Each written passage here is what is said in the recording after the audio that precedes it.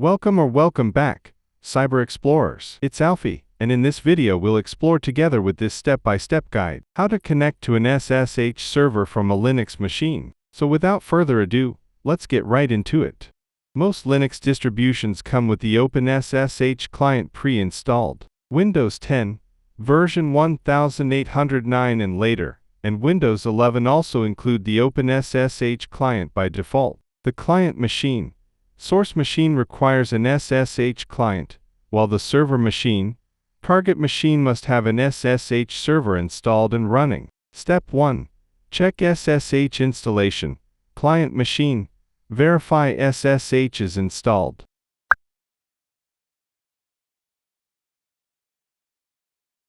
Install if missing. Server machine, Windows, open PowerShell and run.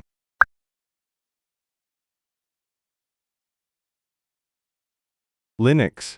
Check SSH server status.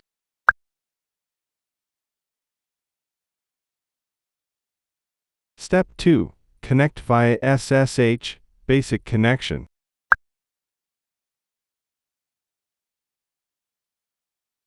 Enter the password when prompted. Connect using specific port.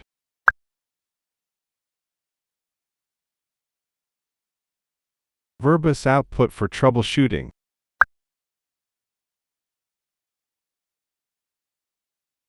Step 3.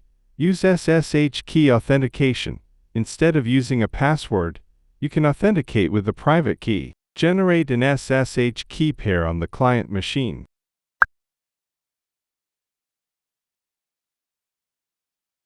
Once you generate your SSH key, you'll have private key.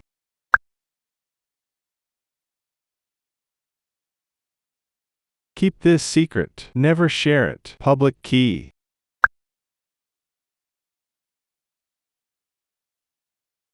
This is what you copy to the server for authentication. Copy the public key to the server machine, Windows Server, manual copy, client machine.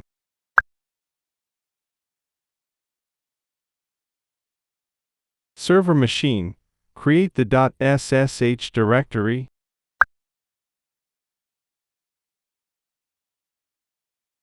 Create the authorized keys file.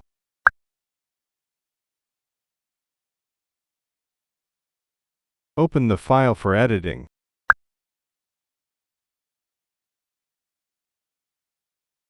Add the SSH key. Copy the contents of the ID or SSH file. Paste them into the authorized keys file. Save and close the file. Configuring system-wide SSH keys.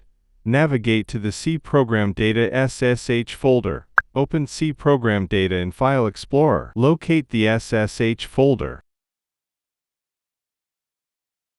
If you don't have permission and it's needed, grant access to your user account. Move the authorized keys file to the SSH folder. Copy and paste authorized keys into C Program Data SSH. Rename the file. Change its name to Administrator's Authorized Keys.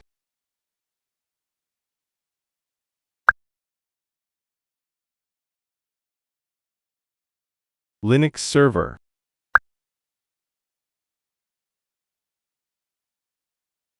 Step 4. Configure SSH for quick access. Edit the SSH config file.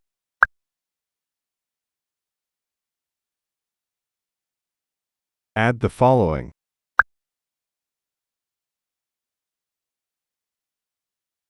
Step 5. Connect using SSH key. Run.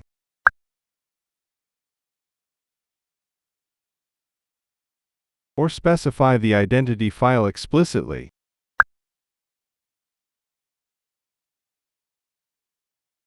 Reminder: replace username, target IP address, and your user to match the correct details in your case. Note: you can customize my server by changing it to any name you prefer. This alias helps simplify SSH commands, making it easier to connect to your server with a short, memorable name. That's it. Secure, password-free SSH access is now set up. If anything doesn't work, Try SSH Verbus for troubleshooting. And that's it for today. If you found this video helpful, please give it a thumbs up, consider subscribing, and don't forget to activate the notification bell so you won't miss out on any new uploads. Thank you for watching. Until next time, see you later.